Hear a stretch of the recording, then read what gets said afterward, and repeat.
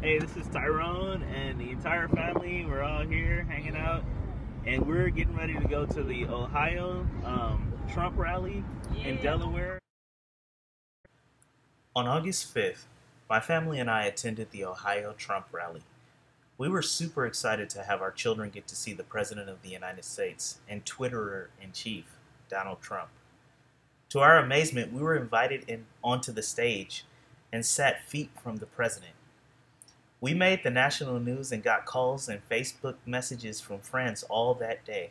We were so excited and proud. This was the first time we'd been patriotic or participatory in our electoral process as a family. But apparently everyone was not thrilled. We own a small sausage business in Columbus, Ohio called The Good Frank. We make beef sausage and we wholesale vegan sausage to several restaurants and shipped around the country. After the Trump rally, a vicious, the only thing I can call it is a smear campaign, began about me in a prominent vegan online community, one where we got a great deal of our business from.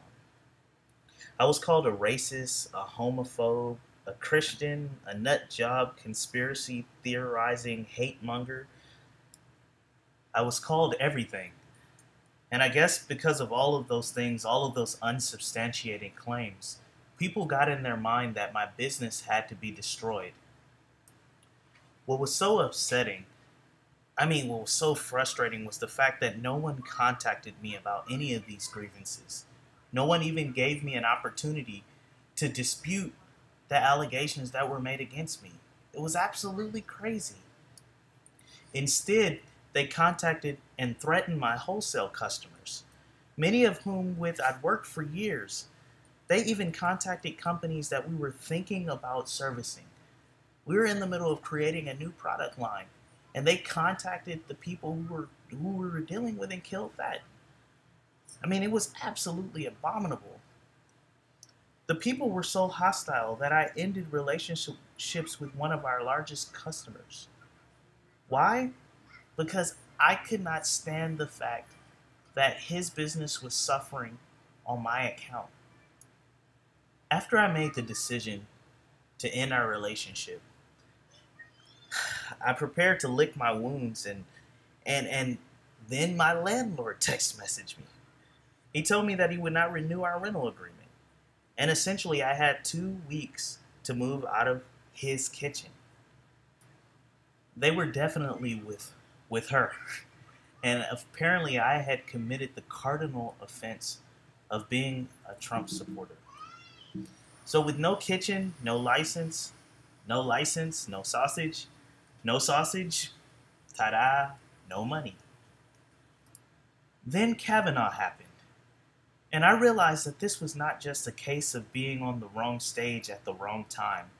It was not just the stupidity of being a proud conservative in a den of leftists.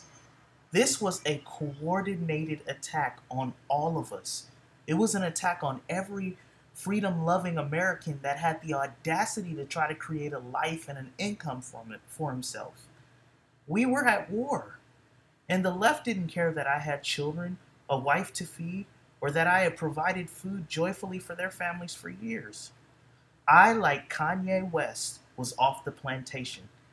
And in the words of one of the commenters in their vegan section, I had too much influence to be allowed to harbor hateful, intolerant thoughts.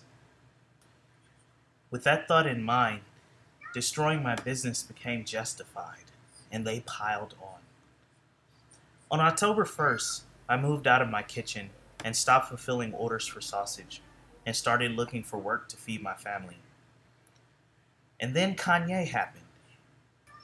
I watched in horror as they belittled him, attacked his mental capacity, and even brought in his dead mother to make fun of him. Some indescribable feeling arose over me, and the desire to fight came out.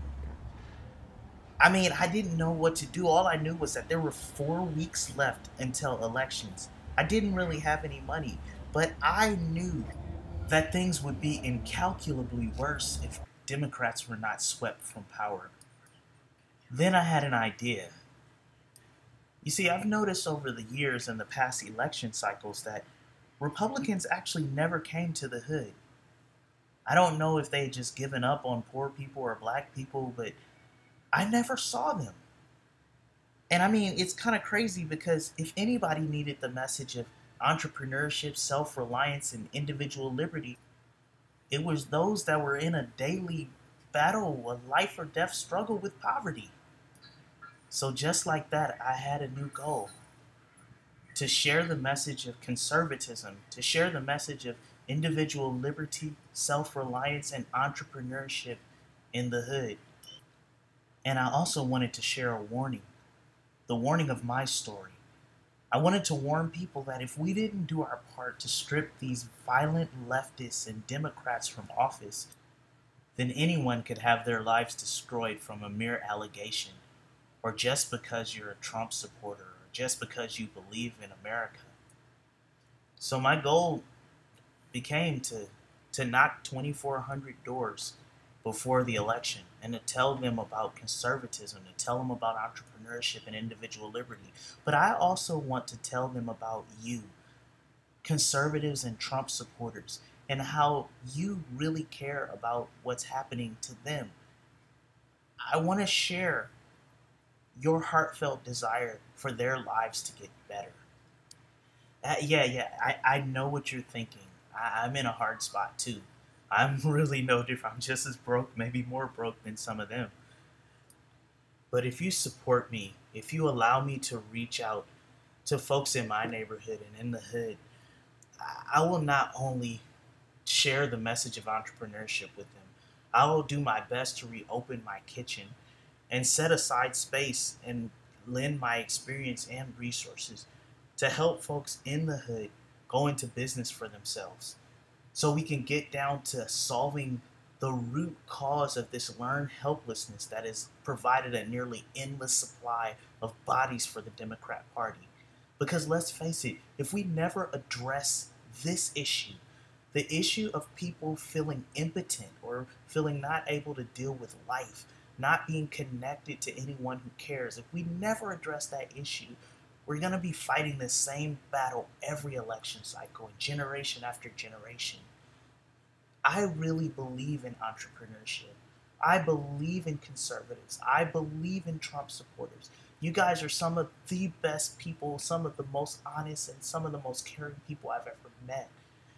And I believe that you'll not only help me to make the message, to get the message out to folks in the neighborhood, but that you'll help to support them with an opportunity to change the trajectory of their life.